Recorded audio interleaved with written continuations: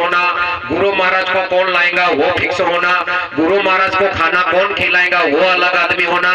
ऐसे तुम 8-10 टुकड़ियां बनाएंगे। जब ये कार्यक्रम 9 बजे चालू होगा, वो आदमी गुरु महाराज को लाता है, वो आदमी बिरोड़क में है, वो आदमी आरती पर उतारता है, वो आदमी भोजन के पास है, वो आदमी यादी पढ़ता है, वो आदमी फूलहार करता है, वो आदमी विधायक का स्वागत करता है, वो आदमी अगरबत्ती लगाता है। ऐसे तो 11 बजे कार्यक्रम शुरू होगा, 12 बजे तो आरती करने का रहता, फिर कार्यक्रम एंड हो जाता है। 1 कलाक में क्या सत्संग होगा? हम तो 2 दिन चल के आए।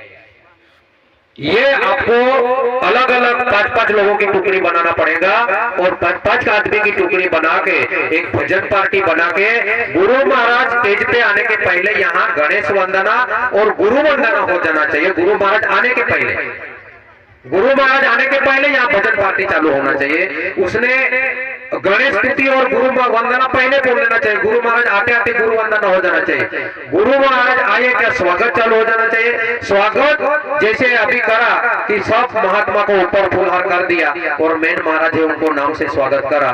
फिर तुम्हारा 10 बजे कार्यक्रम चालू होगा तो 12, 12:30, 1 तक 3 कलाक का कार्यक्रम होगा। जब ये सत्संग पूरा तुम सुन सकते हैं। ये कोई मदारी का खेल नहीं है कि आधा कलाक में वो उसने नाक बता दिया और उसमें कोई बजा दिया, ढोलकी बजा दिया और तुमको कोई बावली बता दिया और ये शर्ट में से 100 रुपए का नोट निकाला और सिर में से रुद्राक्ष निकाल दिया और जमीन पे से कोई पथरा बना के रुद्राक्ष बना दिया और रेतु तुम्हारे हाथ में रख के शक्कर बना दिया। ये मदारी का खेल नहीं है, लोगों को परिवर्तन करने का है। तो तुमको ज्यादा टाइम महात्मा के सत्संग में देना पड़ेगा, ज्यादा समय तुमको भजन में देना पड़ेगा, ज्यादा समय महाराज गुरु महाराज है ना उनके सत्संग सुनने में देना पड़ेगा। जब ये समाज का परिवर्तन होगा। ये कोई शरबत नहीं कि एक ही दिन ऐसे अपनों ने शरबत बना दिया, नींबू निचोड़ दिया और नींबू से शरबत पिला दिया, समाज का परिवर्तन हो गया। ऐसा नहीं होगा। ऐसी मेहनत तो बहुत दिन करना पड़ेगा अपने को और ऐसी मेहनत करते रहना पड़ेगा और हमको आना पड़ेगा और कार्यक्रम लेना पड़ेगा। जब धीरे धीरे धीरे धीरे ये समाज को लगेगा कि ये बातें बराबर है, अपनों ने जाना चाहिए। बाकी लोग खाना खा के गए कि नहीं, बाकी लोग बिरौणक में से चले गए, बाकी लोग भोजन प्रसादी लेके चले गए, बाकी लोग गुरु महाराज को पाव पड़ के चले गए। क्यों चले गए? हमारा काम हो गया, भोजन प्रसादी मिल गई, प्रसाद मिल गई तो हमारा काम हो गया, मतलब भगवान राजी हो गए, ऐसा उनका अर्थ है। भगवान ऐसे राजी नहीं होंगे। ऋषि मुनि तो गुफा में मर गए तपस्या कर करके। जब उनको ये पुराण शास्त्र लिखे, अपनों ने 1 कलाक भी नहीं देंगे तो कैसे क्या ज्ञान मिलेगा? उन्होंने तो जिंदगी दे दिया, गुफों में जिंदगी दे दिया। ये आश्रम बने हैं, ये सिटी में नहीं बने हैं। ये पहाड़ में क्यों बने?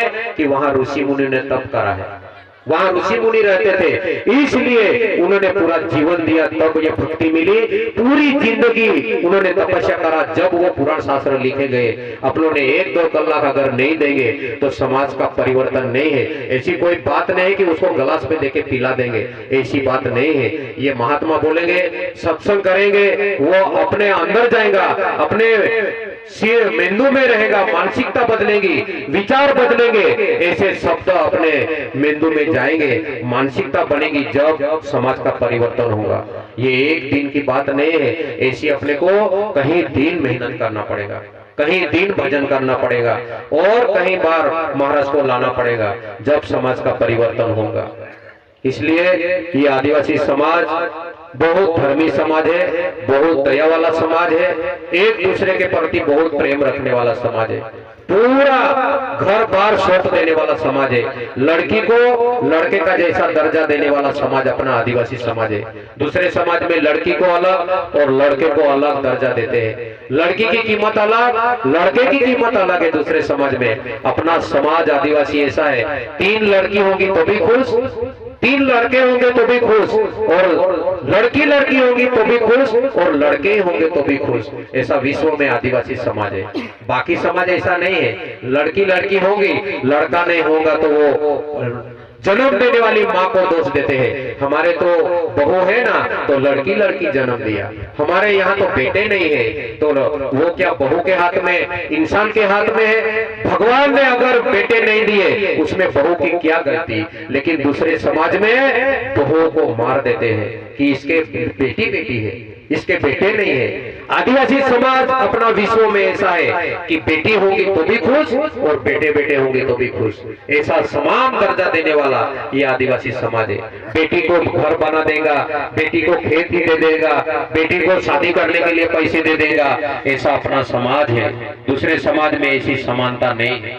ये गवर्नमेंट सरकार बोलता है ना बेटी बचाओ ना बेटी पढ़ाओ, अरे हमारे बाप दादा थे ना, वो सदियों से आदिवासी समाज ये धरती पे जब से आया, जब से बेटी बचाओ बेटी पढ़ाओ, ये सरकार अभी लिख रहा है, दवाखाने में गाड़ी पे लिख रहा है सरकार बेटी बचाओ बेटी पढ़ाओ। अपना समाज तो जब से ये आदिवासी समाज धरती पे है तब से बेटी को इज्जत दे रहा अपना समाज, तब से बेटी की इज्जत कर रहा, सम्मान दे रहा अपना समाज। ये सुप्रीम कोर्ट भी बताता कि आदिवासी समाज ये बेटियों को सम्मान देने वाला समाज है। ये संत जो है, ये संत ये अपने को मार्गदर्शन कर रहे हैं, ये संत अपने को ये समाज परिवर्तन की बातें कर रहे हैं कि आदिवासी समाज ये बहुत दया वाला समाज है। लेकिन आगे आगे जाके अपनों ने पैसे देखे, मकान बनाए, गाड़ी घोड़ा लिया, तो सब अपने धीरे धीरे धर्म नष्ट हो रहा है, दया नष्ट हो रही है, समाज में झगड़े लग रहे। तो इसलिए ये सब धीरे धीरे धीरे करके अपना समाज सुखी बने, अपना समाज सुंदर जीवन जी सके, व्यसन मुक्त बने, अंदर श्रद्धा से निर्मूलन बने।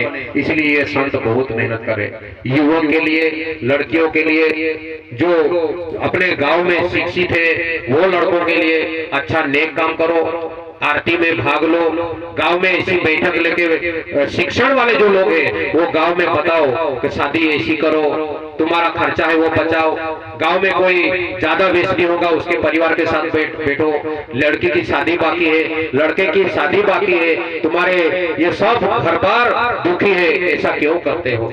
ऐसा सुशिक्षित शिक्षण वाले लोग हैं वो भी एक मित्र मंडल बनाओ और शासन के साथ मिलकर अच्छे काम करो। जब ये समाज संत भी मेहनत करेंगे, शासन में लीडर है वो भी मेहनत करेंगे, सरपंच भी मेहनत करेंगे, पुलिस पाटिल भी मेहनत